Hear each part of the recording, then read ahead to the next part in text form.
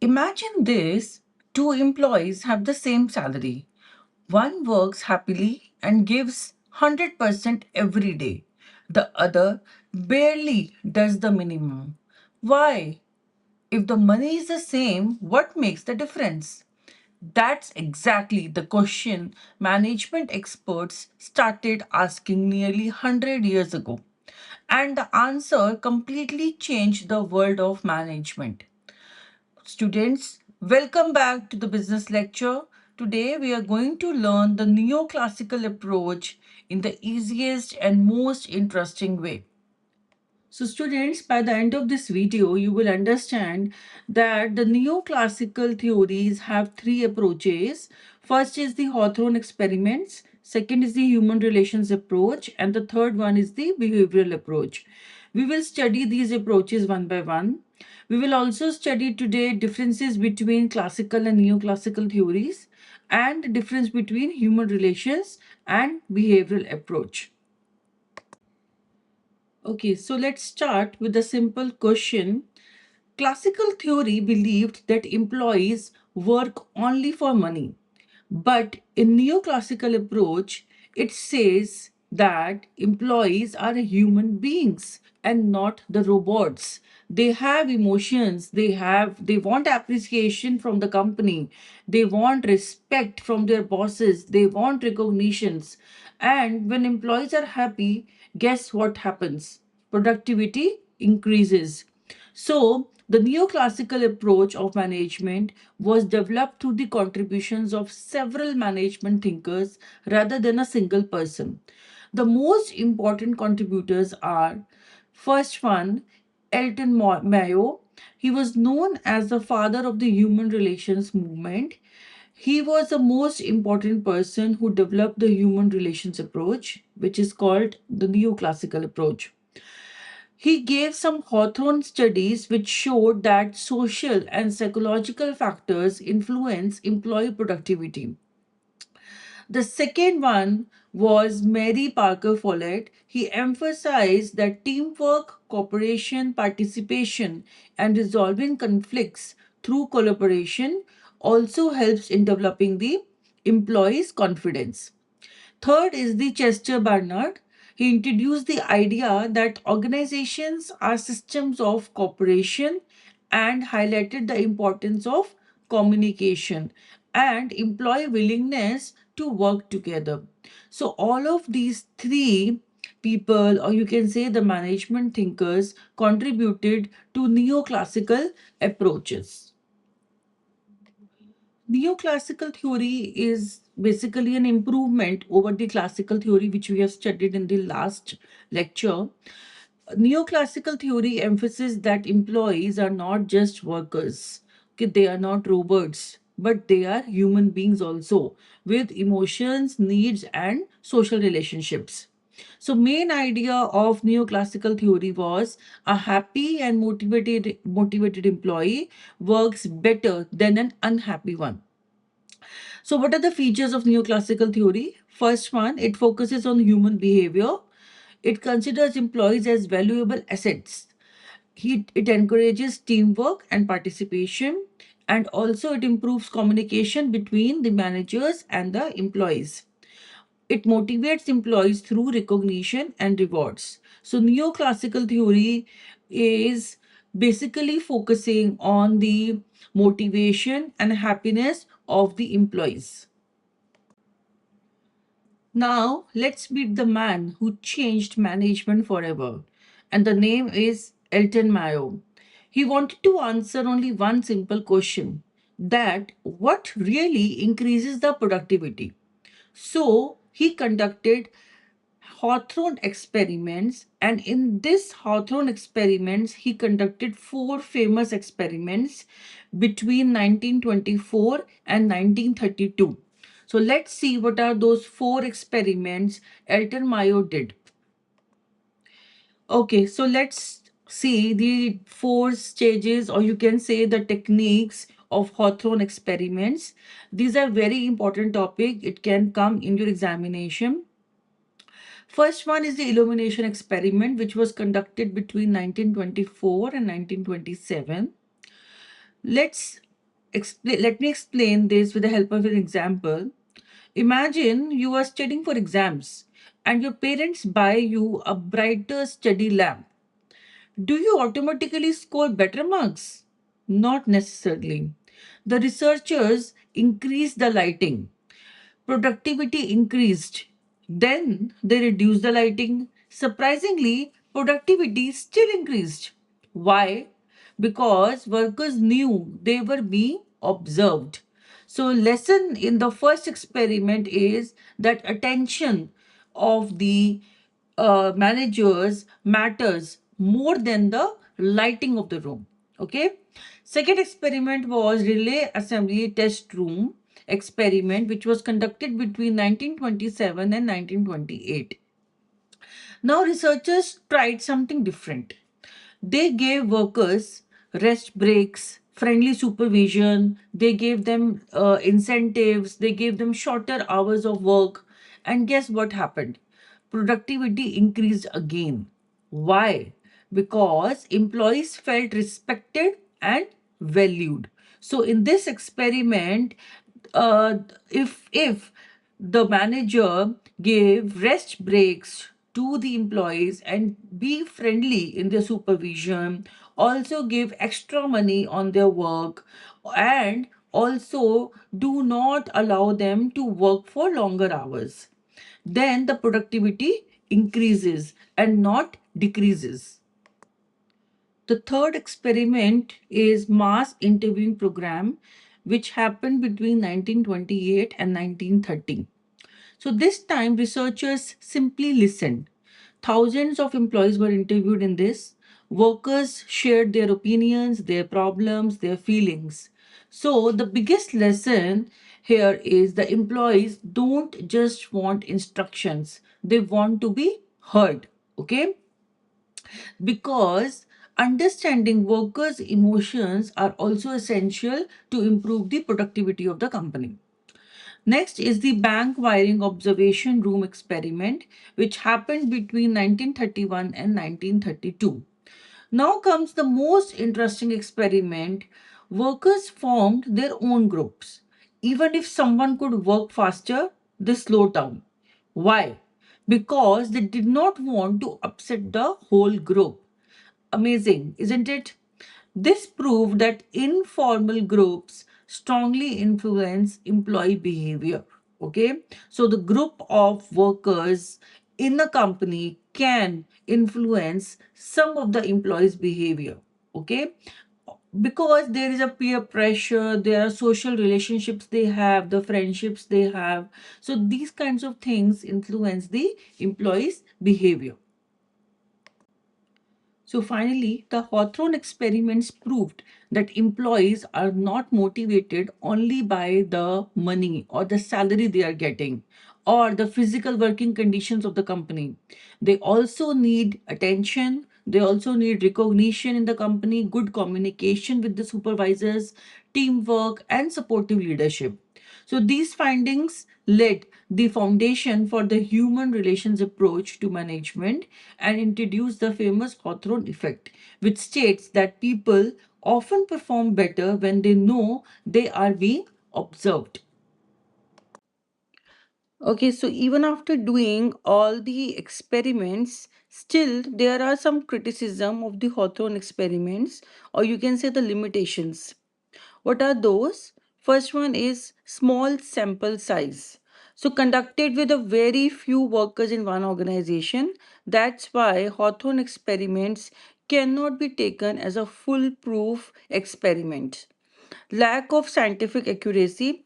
So several variables in the experiment changed at the same time, so making results less reliable.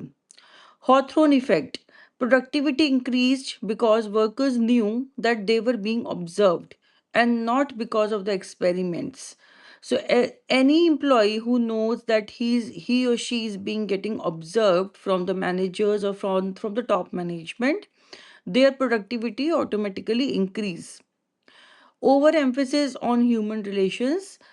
Hawthorne experiments gave less importance to wages, technology, and organizational structure. Limited applicability. findings cannot be generalized to all the organizations or industries. Researcher bias and temporary results. So, the conclusion of Hawthorne experiments may have been influenced by some researchers, and productivity gains may not have lasted. Okay, so imagine students that there are two managers. Manager A who enters the office every morning and immediately starts shouting, "Finish the report, why are you late? Don't ask questions." And then there is a manager B who always smiles, greets everyone, and asks, "How's your day going?" Listens to every employee problem and appreciate the good work. Which manager would you prefer to work with? Everybody will choose manager B. This is the basic idea behind the human relations approach. The relation approach believes that employees are not machines. They are human beings with emotions, feelings, and social needs. So, when employees feel respected, appreciated, and connected to their workplace, they naturally perform better. This approach became popular after Elton Mayo's Hawthorne studies, which showed that human behavior plays a vital role in the organization's success. Now, here's one of the most important exam questions. The human relations approach is built on four main ideas. So, to remember them, you can use the memory trick, which is IWLE, which is individual, work group, leader, environment. So, let's understand each one of them. First idea is the individual. It means that every employee is different. Some love appreciation, some want promotion, some enjoy learning new skills, and others simply want respect. So, the human relations approach says that managers should understand individual needs instead of treating everyone the same. Like, think about your classroom. Some students are there who enjoy public praise, others feel embarrassed by it. Good teachers know this difference, and good managers should too. So that's why the individual is appreciated and get promotion and learn new skills in human relations approach. Second is the work group. Now let's talk about some friendships. Have you ever noticed that your mood changes depending on the friends you are with? Yes, the same thing happens at work. Employees naturally form informal groups. So these groups generally influence their behavior, their motivation, and productivity. Sometimes employees work harder because their friends encourage them. And sometimes they slow down because the group does not want anyone to outperform the others. That's why managers must understand that informal groups exist in a company and should not ignore them. Third is the leader. Now imagine there are two teachers. Teacher 1 only lecture the students, and the teacher 2 along with the lecturer asks questions, listens and encourages the discussion. Which class would you enjoy more? Of course, teacher 2 class. So the human relations approach says that a leader is not just a boss. A leader is someone who motivates, supports and communicates effectively. Open communication builds trust, and trust builds teamwork, and teamwork improves the performance. Okay. Last is the work environment. Finally, when the employees perform better when they work in a positive environment, managers should encourage teamwork, involve employees in decision making, and they should provide supportive supervision. When employees feel that their opinions matter, they become more committed to organizational goals. So, what does W stand for in IWLE? Welfare, work group, or workload? Yes, it is work group. Now, let's discuss that what are the criticisms a human relation approach got from people. But before we go to criticism, we need to understand that what are the contributions human relation approach gave to the management. So first contribution is related to human factor. It proved that employees are valuable assets and not just the labor. And the second contribution is regarding motivation. it showed that appreciation and recognition are just as important as the salary of the employee. Third contribution is about communication. Managers should listen as much as they speak to their employees. Contribution 4 is the informal groups. Friendships at work influence productivity more than many managers realize. Contribution 5 is participative management. Employees should be involved in decisions that affect their work. Next is supportive leadership. Managers should coach and motivate rather than simply supervise the employees. Next is the job satisfaction. Happy employees are generally more committed and productive. Last is the productivity. So, when employees feel valued, organizations often achieve better results. These are the contributions of human relation approach. See, no theory till now is perfect. So human relations approach also has some limitations. What are those? It focuses heavily on emotions and the relationships of employees. Sometimes it gives less importance to technology and organizational structure. Not every employee is motivated by social relationships. Some employees care more about salary or career growth. It also involving everyone in decision making, which can slow down the process of decision. Let's see this theory in action. Google, as you all know, is famous for creating a positive work environment. The company offers flexible work hours, employee wellness programs, free meals, and an open culture where ideas are encouraged. The goal is not just to make employees happy, it's to help them become more innovative, productive, and committed to the organization's success. So, Google is a practical example of the human relations approach. So, students, before understanding the difference between classical theory and neoclassical theory, let's go through an example. So, imagine there are two companies. Company A, in which the manager says, just follow the rules, don't ask questions, finish your work. You are here to work, not to talk. Employees follow strict instructions every day. Now there is company name, company B. The manager in the company B, the manager greets everyone with a smile. He asks, "Do you have any suggestions? How can I help you? Let's solve this problem together." So employees in that company feel respected, motivated, and involved. Now here's my question: that which company would you like to work for?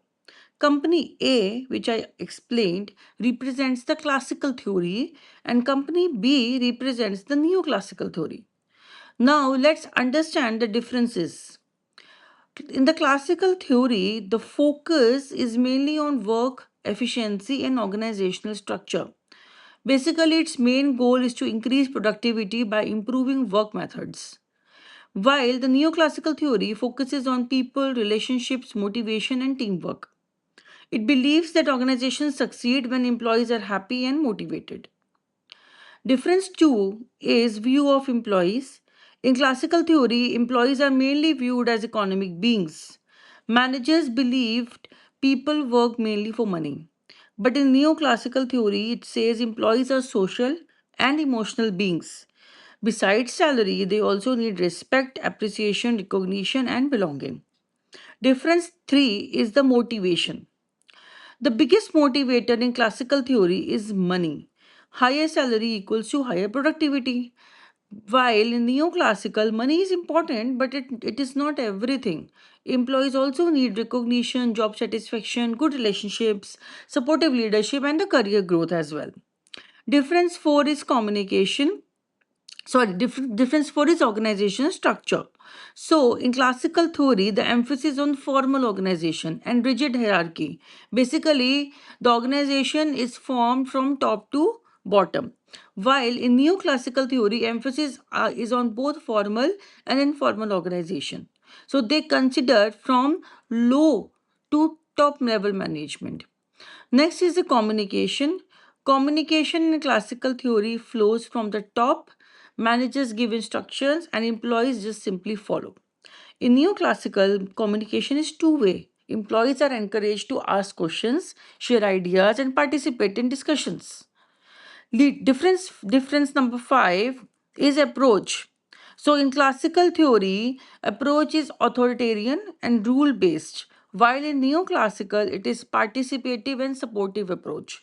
Supportive, why? Because the managers are very supportive to the employees. They do not control people, they inspire people in neoclassical theory.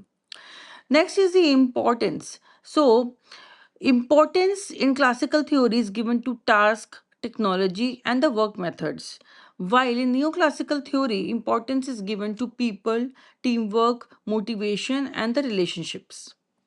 Result in classical theory, the result of all this is increase in efficiency through scientific methods. While in neoclassical theory, increase in productivity through satisfaction and motivation of employees. Time period of classical theory is between 1900 to 1930, while the neoclassical theory is 1930 onwards. So basically, till now, we are using neoclassical theory.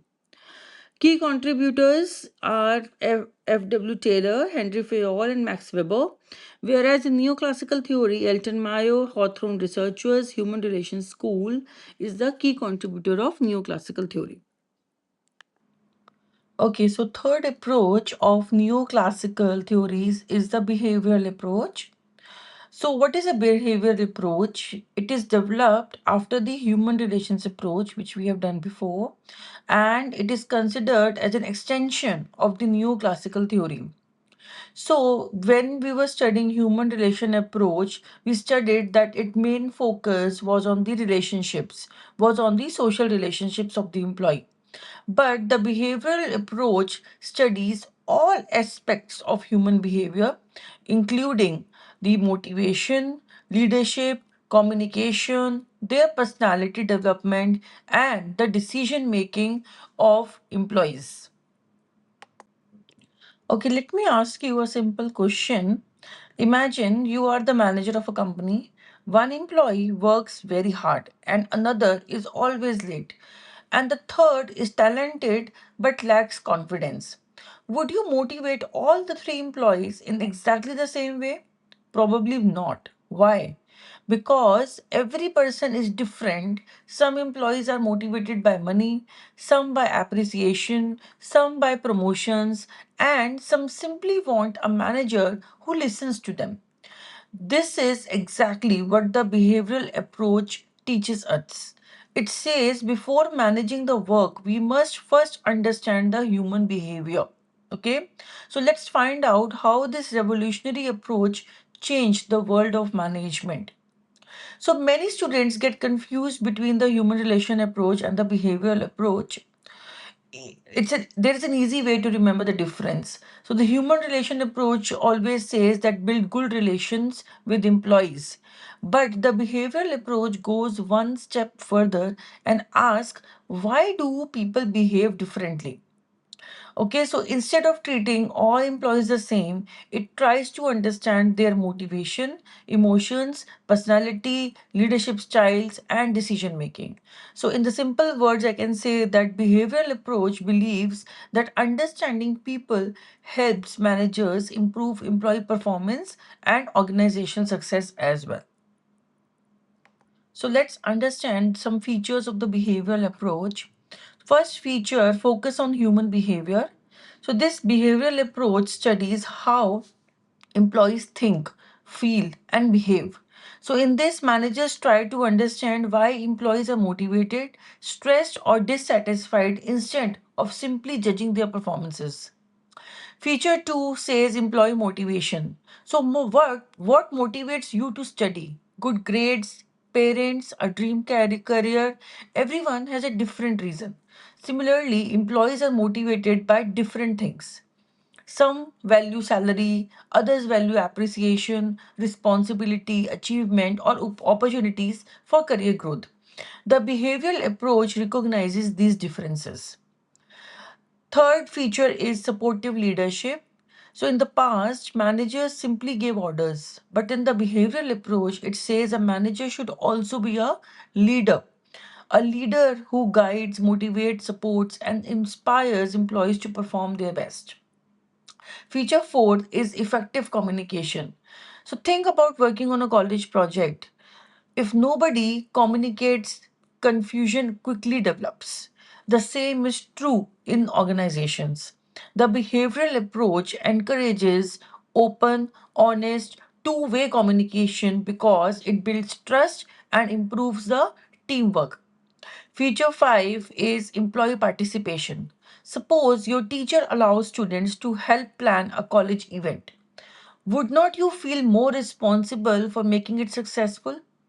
Yes, everybody will. So, when employees participate in decision making, they feel valued and become more committed to organizational goals. Next feature is teamwork. So, no organization succeeds because of one person. Success comes when people work together. So, the behavioral approach encourages cooperation between employees because teamwork improves productivity and problem solving.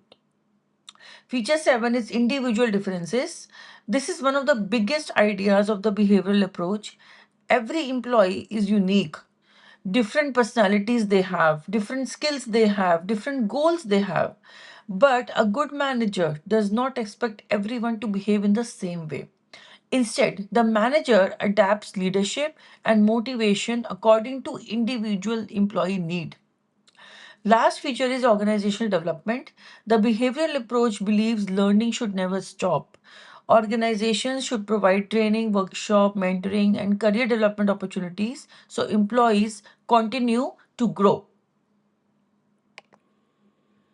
So, students, no theory we have learned till now is perfect. And the behavioral approach also has some limitations. What limitations it has? It gives less attention to organizational structure and technology things. Human behavior is difficult to predict because people can react differently in similar situations. Understanding each employee takes time and resources. Training and development programs may increase organizational cost. Finally, not every management problem can be solved simply by studying human behavior. Let's see how this works in real life.